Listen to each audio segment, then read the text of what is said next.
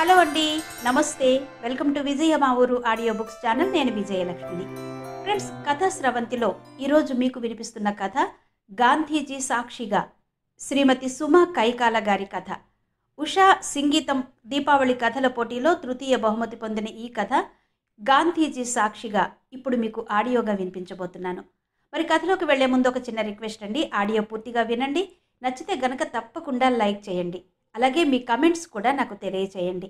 ఎందుకంటే మీరు లైక్ చేసి మీ అభిప్రాయాలను కమెంట్స్ ద్వారా నాకు తెలియజేస్తే ఇలాంటి చక్కటి కథలు మరిన్ని వినిపించగలను. సో మరి తప్పకుండా లైక్ చేసి మీ కమెంట్స్ నాకు తెలియజేస్తారు కదూ. మరి కథలోకి వెళ్ళిపోదాం పదండి.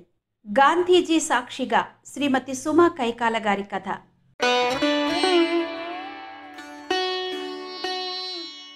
సాయంత్రం 6 గంటలైంది.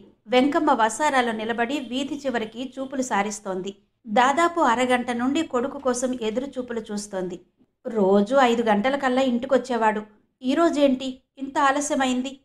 స్వగతంలో అనుకుంటూ మనసు ఉండబట్టక వీధి చివరి వరకు వెళ్ళి వచ్చింది. ఎందుకింత ఆలస్యమైంది? ఇప్పటికి ఏ 100 సార్లు అనుకునుంటుంది. సరిగ్గా అప్పుడు వెనక నుండి ఆమెకు సైకిల్ హారన్ వినిపించింది. తనకెంతో సుపరిచితమైన ఆ శబ్దానికి వెనక్కు తిరిగి చూసింది. వేణు హారన్ కొట్టుకుంటూ వస్తున్నాడు. ఏంటి బాబు ఇంత ఆలస్యమైంది? రోడ్డు మీదే ఆగి ఆదుర్దాగా ప్రశ్నించింది. అమ్మా, ఇంటికెళ్ళాక చెప్తాను అన్నాడు వేణు. వెంకమ్మ గబగబా కొడుకు వెనక ఇంటి వైపుకు నడిచింది. వేణు కాళ్ళు కడుక్కుని లోపలికి రాగానే లోపల నుండి పునుగుల పళ్ళెం తెచ్చి చేతికిచ్చింది. అతడు తినకుండా తల్లి చెయ్యి పట్టుకుని వసారాలో ఉన్న నవారు మంచం మీద కూర్చోబెట్టి తను పక్కనే కూర్చున్నాడు. అమ్మా, ఇందాకేమైందంటే మా స్కూల్ వదిలిపెట్టాక ఇంటికొస్తుంటే బయట ఒక పిచ్చమ్మాయి చుట్టూ చెప్తున్న వేణును ఆపేసింది వెంకమ్మ. ఏంటి? ఏమంటున్నావు వేణు? పిచ్చమ్మాయా? కంగారుగా అంది వెంకమ్మ. అవును, పిచ్చమ్మాయే వచ్చింది. పాపం, ఆమె చుట్టూ పిల్లలంతా గుమిగూడి కాగితాలు రబ్బర్లు మీదకు గిరాటు వేశారు. దెబ్బ తగిలి ఆమె అరుస్తుంటే అందరూ నవ్వుతున్నారు. నాకామెను చూస్తుంటే జాలేసిందమ్మా అన్నాడు వేణు. ఆమె ఆమె ఎలా ఉంది వేణు? అంది వెంకమ్మ. ఎలా ఉందంటే నాకు తెలియదు, కానీ ఒంటి మీద బట్టలు బాగా చిరిగిపోయి ఉన్నాయి, జుట్టు విరబోసుకునుంది అన్నాడు వేణు. వెంకమ్మ ముఖంలో రంగులు మారాయి. అయినా పిచ్చివాళ్ల జోలి నీకెందుకు? వాళ్ళేం చేస్తారో వాళ్ళకే తెలియదు. ఇంతకీ నువ్వేం చేశావు? అంది వెంకమ్మ. నేనందర్నీ అక్కడి నుండి వెళ్ళిపోమని చెప్పినా వాళ్ళు వినలేదమ్మా. అందుకే లోపలకు వెళ్ళి మా హెచ్ఎం గారికి చెప్పాను. ఆయన అందరినీ పంపించేశారు. ఆ పిచ్చమ్మాయి కూడా అక్కడి నుంచి వెళ్ళిపోయాక నేను ఇంటికొచ్చాను అన్నాడు వేణు. వెంకమ్మ కొడుకును దగ్గరకు తీసుకుని గుండెలకు హత్తుకుంది. ఏమైందమ్మా అన్నాడు వేణు. వేణు, నీకేవైనా అయితే తట్టుకోలేను. నువ్వింకెప్పుడు పిచ్చివాళ్ల దగ్గరకు వెళ్లకు కళ్ళ నిండా నీళ్లతో అంది వెంకమ్మ. అయ్యో అమ్మ, దీనికే ఏడుస్తున్నావా? నాకేం కాలేదమ్మా, నువ్వు అనవసరంగా భయపడుతున్నావు తల్లి కళ్ళు తుడుస్తూ అన్నాడు వేణు. పిచ్చమ్మాయి నిన్ను చూసిందా? అడిగింది వెంకమ్మ.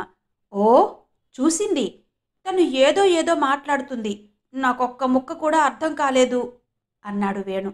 సరే బాబు, నువ్వు మళ్ళీ ఎప్పుడూ పిచ్చోళ్ల దగ్గరకు వెళ్లకు. ఇక నువ్వు హోంవర్క్ రాసుకో, నేను తొందరగా వంట చేస్తాను అంటూ కొడుకు తల నిమురుతూ అంది వెంకమ్మ. నాకు చాలా హోంవర్క్ ఉందమ్మా అంటూ పునుగులు గబగబా తినసాగాడు వేణు. వంట చేస్తున్న వెంకమ్మ మనసు నిండా జోరీగల్లా ఆలోచనలు చుట్టుముట్టాయి. మరుసటి రోజు ఉదయం వేణుకి చాలా జాగ్రత్తలు చెప్పి బడికి పంపించింది. ఆ రోజు సాయంత్రం వేణు ఎప్పటిలాగే తొందరగానే ఇంటికొచ్చాడు. వేణు, ఈరోజు పిచ్చమ్మాయి కనిపించిందా? ఆతృతగా అడిగింది వెంకమ్మ. లేదమ్మా అన్నాడు వేణు. వెంకమ్మ ప్రశాంతంగా నిట్టూర్పు విడిచింది. 4 రోజులు గడిచాక పొద్దున్నే వాకిట్లో బ్రష్ చేసుకుంటున్న వేణు అమ్మా అమ్మా అని బిగ్గరగా అరవడం వినిపించింది. ఏమైంది వేణు? లోపల అంట్లు తోముతున్న వెంకమ్మ కంగారుగా బయటకొచ్చింది. అటు చూడు అంటూ ఇంటి ముందుకు చూపించాడు వేణు. అక్కడ ఒక యువతి నిలబడి ఉంది. ఆమె కట్టుకున్న చీర పీలికలుగా చిరిగిపోయింది. జాకెట్టు భుజాల మీద చేతుల మీద పెద్ద పెద్ద చిరుగులతో ఉంది. సరిగ్గా చెప్పాలంటే ఆమె అర్ధనగ్నంగా ఉంది. ఒళ్లంతా మాసిపోయి జుట్టంతా ఉండలు చుట్టుకుపోయింది. ఆమెను చూడగానే వెంకమ్మ నిలువెల్లా వణికిపోయింది. ఆమెనా? అవును, సందేహం లేదు, ఆమె గబుక్కున వేణు చెయ్యి పట్టుకుని లోపలికొచ్చి తలుపు గడియ పెట్టేసింది. అమ్మా, నీకు పిచ్చోళ్ళంటే ఇంత భయమా? నోట్లో బ్రష్ తీసి అడిగాడు వేణు. ష్, మాట్లాడకు, చిన్నగా అంది వెంకమ్మ. అలాగే 10 నిమిషాలు గడిచాయి. అమ్మా, ఇలా ఎంతసేపు ఉండాలి? ఈ రోజున నాకు పరీక్ష ఉంది. నేను త్వరగా బడికి వెళ్ళాలి అన్నాడు వేణు. నువ్వు బయటకు వెళ్ళడానికి వీల్లేదు అంది వెంకమ్మ. అమ్మా, నాకు ఈరోజు పరీక్ష, తప్పనిసరిగా బడికి వెళ్ళాలి అన్నాడు వేణు. వెంకమ్మ మాట్లాడకుండా కిటికీ తలుపు తీసి బయటకు చూసింది. అక్కడెవరూ కనిపించలేదు. వెంటనే తలుపు ఒక రెక్క తీసి వంగి 2 వైపులకు చూసింది. ఎవరూ కనిపించకపోయేసరికి తలుపు మొత్తం తీసి రోడ్డు మీదకు వెళ్ళి అటు ఇటు దృష్టి సారించింది. పిచ్చమ్మాయి ఎక్కడా లేదు. మళ్ళీ లోపలికి వచ్చి తలుపు వేసుకుంది. వేణు, గబుక్కున వెళ్ళి స్నానం చేసిరా అని కొడుక్కు చెప్పింది. వేణు తలుపి బాత్రూం వైపు వెళ్ళిపోయాడు. అతడు వచ్చేసరికి స్టీల్ క్యారేజీలో అన్నం పప్పు పెట్టి బ్యాగ్లో సర్దింది. వేణు, ఆలస్యమైందిగా, నేను 4 ముద్దలు తినిపిస్తాన్రా అంటూ కంచంలో అన్నం కలిపి తినిపించింది. వేణు తొందరగా తినేసి బడికి వెళ్ళిపోయాడు. 2 రోజుల తర్వాత నిద్రపోయే సమయంలో తల్లి పక్కన పడుకుని మీద చెయ్యి వేశాడు. ఆమె అతడి మీద తన చెయ్యి వేసి ప్రేమగా నిమిరింది. అమ్మా, నేనొకటి అడుగుతాను, నువ్వు కోప్పడకుండా జవాబు చెప్తావా అన్నాడు వేణు. నా బంగారు కొండను కోప్పడతానా అంది వెంకమ్మ. అమ్మా, పిచ్చంటే ఏంటి? అది ఎందుకొస్తుంది అన్నాడు వేణు. వెంకమ్మ ఆ ప్రశ్నకు తుళ్ళిపడింది. వెంటనే తనను తాను తమాయించుకుంది. ఇప్పుడదంతా ఎందుకు? మెల్లిగా అంది వెంకమ్మ. అమ్మా, ఆ పిచ్చమ్మాయి గాంధీ తాత బొమ్మ కిందే పడుకుంటుందట. నేను బడికి వెళ్ళేటప్పుడు కూడా అక్కడే ఉంటుంది. చింపిరి జుట్టుతో, చినిగిన బట్టలతో అలా మాట్లాడుతూనే ఉంటుంది. ఎందుకలా? జాలిగా అన్నాడు వేణు. వెంకమ్మ లేచి కూర్చుని కొడుకు ముఖంలోకి చూసింది. అతడు చాలా బాధపడుతున్నట్టు తెలుస్తోంది. అది ఆమెలో ఇంకా అలజడి రేపుతోంది. వేణు, కొందరికి బలహీనమైన మనస్తత్వం ఉండడం వల్ల ఒత్తిడి ఎదురైనప్పుడు మతి భ్రమిస్తుంది. దాన్నే పిచ్చి అంటారు. కొందరికి పిచ్చి వారసత్వంగా కూడా వస్తుంది. ఆమె గురించి నువ్వెక్కువగా ఆలోచించకు. అదంత మంచిది కాదు అంది వెంకమ్మ. ఆమెకు ఆకలేస్తే అన్నం ఎవరు పెడతారు అన్నాడు వేణు. జాలి కలిగిన వాళ్ళు పెడతారు. ఇప్పుడన్నీ తెలుసుకోవడం అవసరమా? పడుకునేటప్పుడు మంచి విషయాలు మాట్లాడాలి అని ఖండించింది వెంకమ్మ. అలా 2-3 రోజులకొకసారి వేణు పిచ్చమ్మాయి గురించి ఏదో ఒకటి చెప్తూనే ఉన్నాడు. వెంకమ్మ అతన్ని గట్టిగా మందలించినా ఫలితం ఉండడం లేదు. అలా 1 నెల రోజులు గడిచాయి. ఒకరోజు బడి నుండి రావడమే ఏడుస్తూ వచ్చాడు. అది చూసి ఆమె చాలా కంగారు పడింది. ఏమైంది బాబూ, ఎందుకు ఏడుస్తున్నావు కంగారుగా అంది వెంకమ్మ. అమ్మా, పిచ్చమ్మాయికి దెబ్బ తగిలి చాలా రక్తం వచ్చింది ఏడుస్తూ అన్నాడు వేణు. వెంకమ్మ స్థాణువులా నిలబడిపోయింది. అయితే నువ్వెందుకు ఏడుస్తున్నావు? నూతిలో నుండి వచ్చినట్టుంది ఆమె స్వరం. నేను బడి నుండి వస్తుంటే గాంధీ తాత విగ్రహం దగ్గర ఒక అబ్బాయి సైకిల్కి గుద్దుకున్నాను. నేను పడిపోబోతుంటే పిచ్చమ్మాయి నన్ను పడకుండా ఆపబోయి నేలకు గుద్దుకుంది. నా వల్లే నుదురు మీద దెబ్బ తగిలింది ఏడుపాపి అన్నాడు వేణు. ఆమె నిన్ను పడకుండా కాపాడిందా?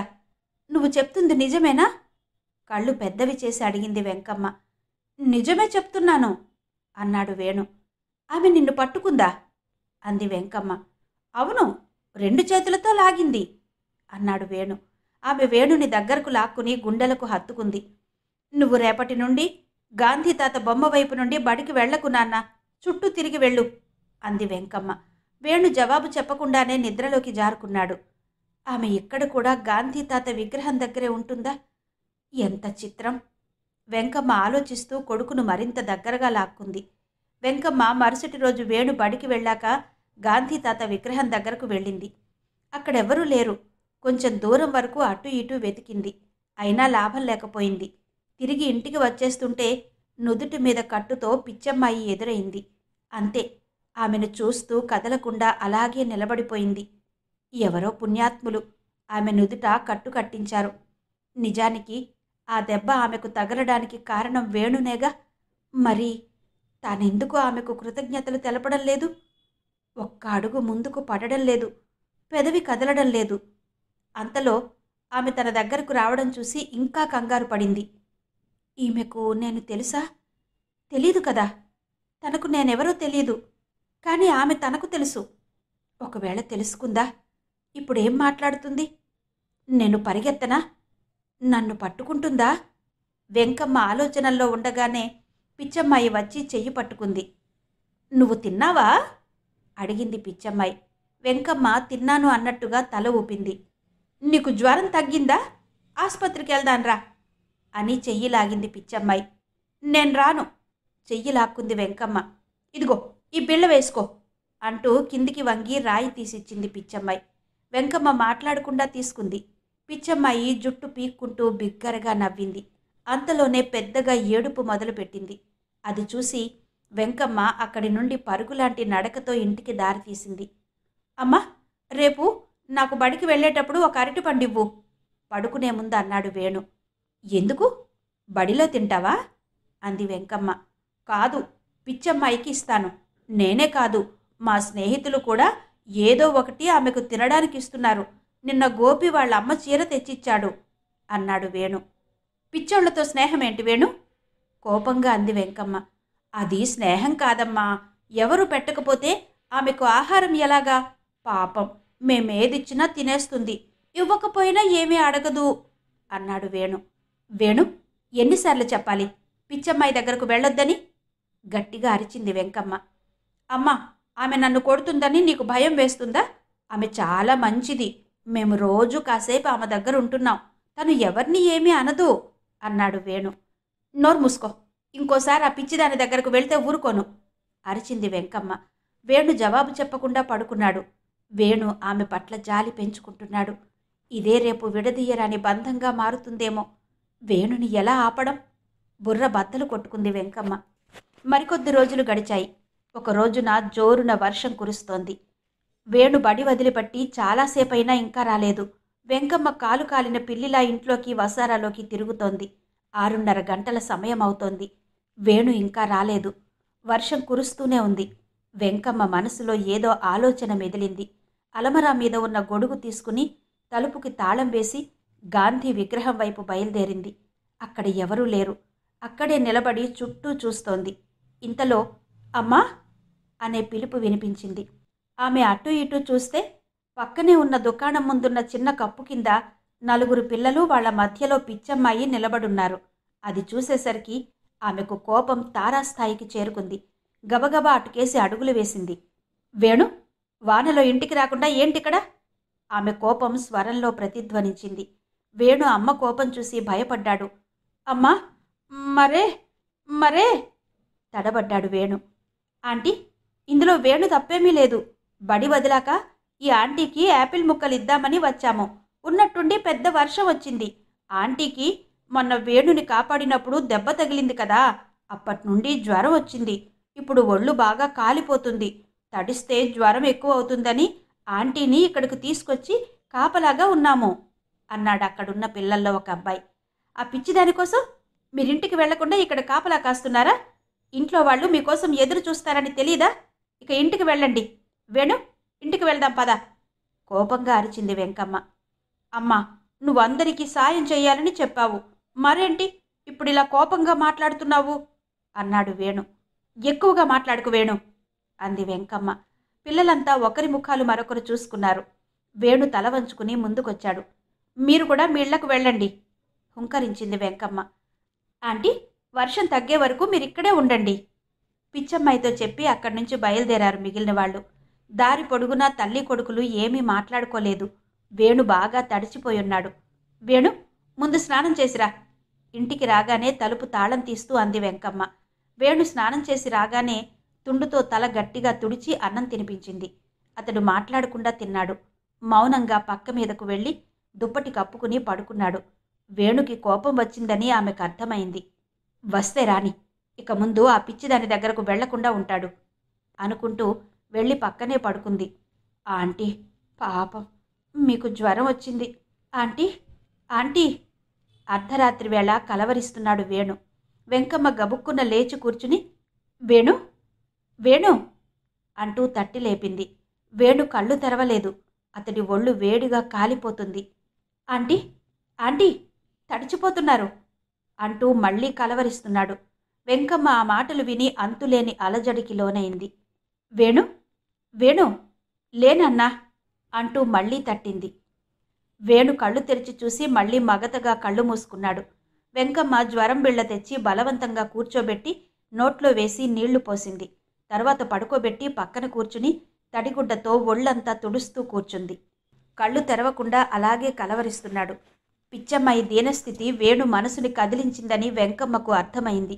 తను భయపడిందంతా జరిగింది. వెంకమ్మ రాత్రంతా కూర్చుని ఒళ్లంతా తుడుస్తూనే ఉంది. ఆలోచనలు ఆమెకు తెలియకుండానే 12 ఏళ్ల క్రితానికి వెళ్ళాయి. రామపురం వ్యవసాయం ప్రధానమైన సస్యశ్యామలమైన పల్లెటూరు. రాజన్న చిన్న కౌలు రైతు. వెంకమ్మ అతని భార్య. రాజన్నకు అక్షర జ్ఞానం లేదు. కానీ వెంకమ్మ 10వ తరగతి వరకు చదువుకుంది. ఇద్దరూ అరమరికలు లేకుండా అన్యోన్యంగా జీవిస్తున్నారు. వారికి పెద్ద లోటు, పెళ్ళయి 10 ఏళ్లైనా పిల్లలు పుట్టలేదు. ఎంతోమంది డాక్టర్ల చుట్టూ తిరిగినా ఎటువంటి ఫలితం లేకపోయింది. ఉన్నట్టుండి ఆ ఊర్లోకి ఒక పిచ్చమ్మాయి వచ్చింది. సుమారు 20 ఏళ్ల వయసులో తీరైన కనుముక్కుతో అందంగా ఉంది. ఒంటి మీద బట్టలు సరిగా ఉంచుకునేది కాదు. అర్ధనగ్నంగా అవయవాలు కనిపిస్తుంటే కుర్రకారు ఆబగా చూడ్డం మొదలుపెట్టారు. కొంతమంది పెద్దవాళ్లు అది గమనించి ఆమెను చీర సరిగ్గా కట్టుకోమని చీర జాకెట్టు ఇచ్చారు. అవి కట్టుకుని మళ్ళీ చేతులతో చింపేస్తుంది. అలా ఎంతమంది బట్టలిచ్చినా చించేసుకుని దాదాపు ఎప్పుడూ అర్ధనగ్నంగానే ఉంటుంది. ఎవరైనా ఆహారం పెడితే తింటుంది, లేకపోతే అలాగే తనలో తాను మాట్లాడుకుంటుంది. పగలు ఊరంతా తిరిగినా రాత్రిళ్ళు ఊరి మధ్యలో ఉన్న గాంధీ తాత విగ్రహం కింద పడుకుంటుంది. కొన్నాళ్లకు ఉన్నట్టుండి పిచ్చమ్మాయి పొట్ట ఎత్తుగా కనిపించింది. ఊరి జనానికి అదో పెద్ద ప్రశ్నార్థకంగా మారిపోయింది. కాలం గడుస్తున్న కొద్దీ ఆమె గర్భవతిని రూఢి అయింది. అందుకు కారకులెవరో ఎవరికీ తెలియలేదు. ఎవరో మృగాడు ఏ అర్ధరాత్రి వేళలోనో ఆకలి తీర్చుకున్న ఫలితమని అర్థం చేసుకున్నారు. అన్నం పుణ్యం ఎరుగని ఆ అమాయకురాలికి తాను గర్భవతిని, తన కడుపులో ఒక శిశువుని మోస్తున్నానని కూడా తెలియదు. ఆడదానికి మాతృత్వం ఒక వరం. ఆ అపురూపమైన సమయంలో కుటుంబ సభ్యులు ప్రేమగా ఆమెను చూసుకుంటారు. అలాంటిది పిచ్చమ్మాయి మందు మాకు లేకుండా, సరైన పోషణ లేక భారంగా తిరుగుతుంటే చూసేవాళ్ల గుండె తరుక్కుపోతుంది. ఆ అకృత్యానికి పాల్పడిన కిరాతకుడిని తిట్టని వాళ్ళు లేరు. ఊరి జనం వాడికి శిక్ష వెయ్యలేకపోవచ్చు, కానీ సర్వాంతర్యామి తప్పకుండా శిక్ష విధించాలని కోరుకున్నారు. సరిగ్గా అదే సమయంలో వెంకమ్మ, రాజన్న పొలం పనులు చేస్తుండగా పాము కాటుతో రాజన్న అప్పటికప్పుడు మరణించాడు. కళ్ల ముందే ప్రాణానికి ప్రాణమైన భర్త ప్రాణం పోవడం వెంకమ్మ తట్టుకోలేకపోయింది. నిరాసక్తిగా తప్పదన్నట్టు రోజులు వెళ్లదీస్తుంది. వెంకమ్మ ఒకరోజు సాయంత్రం వాకిట్లో దిగాలుగా కూర్చుంది. రోడ్డు మీదకు వాడగట్టు జనం హడావిడిగా పరిగెత్తడం చూసింది. వెంకమ్మ, పిచ్చిదానికి నొప్పులొస్తున్నాయంట. అన్నీ సరిగ్గా ఉన్నవాళ్లకే కాన్పు కష్టమై ఆపరేషన్లు చేస్తున్నారు. దీనికి సరైన మందు లేదు, కడుపుకు తిండి లేదు. ఏమవుతుందోనని అందరం చూడ్డానికి వెళ్తున్నాం. నువ్వు వస్తావా అని పక్కింటావిడ పిలిచింది. దేవుడు ఎంత చిత్రంగా ప్రవర్తిస్తాడు. పిల్లల కోసం తప్పించే తనకు పిల్లల్నివ్వలేదు. పిల్లలను పోషించలేని నిస్సహాయురాలికి కడుపు పండించాడు. ఆ తల్లిని కాపాడు దేవుడా అని మనసులోనే దండం పెట్టుకుని వాళ్ల వెనకే వెళ్ళింది. అప్పటికే గాంధీ బొమ్మ చుట్టూ ఆడవాళ్లు చీరలు పట్టుకుని తెరలాగా ఏర్పాటు చేశారు. మధ్య మధ్యలో పిచ్చమ్మాయి అమ్మా అమ్మా అంటూ నెప్పులు పడుతోంది. అక్కడ ప్రభుత్వ ఆసుపత్రి నర్సు కూడా ఉంది. కాసేపట్లో పిచ్చమ్మాయి బిడ్డను ప్రసవించి స్పృహ తప్పింది. అబ్బాయి పుట్టాడు. చేతుల్లో బాబును పట్టుకుని ఆనందంగా అరిచింది నర్సు. ఇప్పుడు ఈ బిడ్డను ఎవరు పెంచాలి? పిచ్చిది లేచిందంటే బిడ్డను ఏం చేస్తుందో? దానికి తిండి దొరకడమే కష్టం. ఇప్పుడు ఈ పిల్లాడిని ఎలా పెంచుతుంది? ఈ పిల్లాడిని మనలో ఎవరైనా పెంచుకుంటే బాగుండు. ఇలా తలో ఒక మాట మాట్లాడుతున్నారు. అక్కడే ఉన్న వెంకమ్మ క్షణం ఆలోచించకుండా తన చీర చెంగు ఒడిలా చేసి నర్సు ముందు పట్టింది. నర్సు సంతోషంగా ఆమె ఒడిలో బాబును పెట్టింది. వెంకమ్మ ఆ బిడ్డను ప్రేమగా గుండెకు హత్తుకుంది. శభాష్ వెంకమ్మ, మంచి నిర్ణయం తీసుకున్నావు. వీడు నీకు దేవుడిచ్చిన కొడుకు అని అందరూ సంతోషం వ్యక్తం చేశారు. వెంకమ్మ ఆ బిడ్డ తన స్వంత బిడ్డ కాదని ఊరి జనానికి తెలుసు కాబట్టి ఇక అక్కడ ఉండకూడదని నిర్ణయించుకుంది. పొలం బేరం పెట్టి అమ్ముకుని ఆ డబ్బులతో 2 ఊళ్ళ అవతల ఉన్న ఉనికిలి అనే ఊరికి వెళ్ళిపోయింది. అక్కడ ఒక కుట్టు మిషన్ కొనుక్కుని జీవితాన్ని ప్రారంభించింది. ఖాళీ సమయాల్లో పచ్చళ్ళు తినుబండారాలు తయారు చేసి దుకాణాలకు వేస్తుంది. వేణుకు తనకున్న దాంట్లోనే ఏ లోటు రానియ్యకుండా చూసుకుంటుంది. అమ్మా అంటూ వేణు మూలగడంతో వెంకమ్మ వాస్తవంలోకొచ్చింది. 12 ఏళ్ల తరువాత ఇప్పుడు ఆనాటి పిచ్చమ్మ ఎదురైంది. పేగుబంధం వల్లనో రక్త సంబంధం వల్లనో వేణు తల్లికి దగ్గరవుతున్నాడని ఆమె గ్రహించింది. అది ఆమె తట్టుకోలేకపోతోంది. కానీ ఆమె మనస్సాక్షి తప్పు చేస్తున్నావని ఎదురు తిరుగుతోంది. పిచ్చిది కాబట్టే ఆమె సంతానాన్ని తను తీసుకోగలిగింది. అందుకు కృతజ్ఞతగా కనీస మానవత్వం కూడా చూపించలేకపోతుంది. అమ్మగా పిలిపించుకునే భాగ్యానికి కారణమైన వ్యక్తి పట్ల తనింత నిర్దయగా ప్రవర్తించడం ఎంత మటుకు సబబు? చాలాసేపు ఆలోచించిన పిదప ఒక నిర్ణయానికొచ్చింది. వేణు పుట్టుక గాంధీ తాత విగ్రహం ముందే జరిగింది. ఆయన ముందే తను బిడ్డను స్వంతం చేసుకుంది. ఆయన ఎదురుగానే వేణుకి జరిగిందంతా చెప్పాలని నిర్ణయించుకుంది. తెల్లవారింది. వేణుకి జ్వరం కాస్త తగ్గుముఖం పట్టింది. వేణు, ఆ రోజు పిచ్చమ్మాయికి సహాయం చెయ్యనివ్వకుండా తీసుకొచ్చానని నీకు కోపం వచ్చింది కదా? వర్షంలో తడవడం వల్ల ఇలా జ్వరం వస్తుందని వద్దన్నానని ఇప్పటికైనా నీకు అర్థమైందా? అంది వెంకమ్మ. అయిందమ్మా, కానీ నాకు జ్వరం వచ్చినట్టే ఆంటీకి కూడా వచ్చుంటుంది కదా నీరసంగా అన్నాడు వేణు. ఏమో, ఆటోలో మనిద్దరం అక్కడికి వెళ్ళి ఆమె ఎలా ఉందో చూద్దాం అంది వెంకమ్మ. వేణు తల్లివైపు ఆనందంగా చూశాడు. కాసేపటి తర్వాత ఇద్దరూ ఆటోలో గాంధీ తాత విగ్రహం దగ్గరకు వెళ్లారు. అప్పటికే అక్కడ చాలామంది జనం గుమిగూడు ఉన్నారు. పాపం, వర్షంలో తడవడం వల్ల బాగా జ్వరం వచ్చింది. ఎవరూ పట్టించుకోకపోవడంతో పోయింది. ఎప్పుడూ గాంధీ తాత బొమ్మ కిందే ఉండేది. చిత్రంగా పోయేటప్పుడు కూడా అక్కడే పోయింది అంటున్నారెవరో. పాపం, పిచ్చిది. తనలో తాను మాట్లాడుకోవడం తప్ప ఎవ్వరినీ ఏమీ అనేది కాదు మరొకరన్నారు. వెంకమ్మ గుండెల్లో కలుక్కుమంది. గబుక్కున వేణువైపుకు చూసింది. చావు వార్త వినడంతో అతడి 2 కళ్లలో నీళ్లు నిండిపోయాయి. శవాన్ని పంచాయతీ ఆఫీస్కి అప్పజెప్తే వాళ్లే పూడ్చేస్తారు. ఆలస్యమెందుకు? ఎవరైనా ఫోన్ చేయండి అన్న మాటలు వెంకమ్మ చెవిన పడ్డాయి. వద్దు, ఎంత దిక్కులేనిదైనా సాటి ఆడదే కదా. నా కొడుకుతో తలకొరివి పెట్టిస్తాను. వాడికి అమ్మతో సమానమే కాబట్టి పుణ్యం వస్తుంది అంది వెంకమ్మ. అందరూ ఆశ్చర్యంగా ఆమె కేసి చూశారు. వెంకమ్మ గాంధీ తాత వైపు చూస్తూ 2 చేతులు జోడించి కళ్ళు మూసుకుంది. మహాత్మా, సత్యమేవ జయతే అన్న నీ మాట ప్రకారం నీ ముందే నిజం చెప్పాలని వచ్చాను. కానీ దైవ నిర్ణయం వేరుగా ఉంది. నేనిప్పుడు నిజం చెప్పడం వల్ల పసివాడి మనసులో కల్లోలం రేగడం తప్ప మరే ప్రయోజనం లేదు.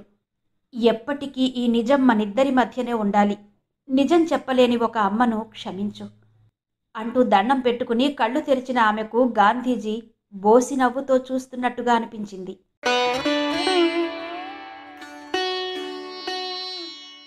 అదండి గాంధీజీ సాక్షిగా శ్రీమతి సుమా కైకాల గారి కథ. మరి కథ, ఆడియో ఎలా ఉన్నాయో తప్పకుండా నాకు కమెంట్స్లో తెలియజేస్తారు కదూ.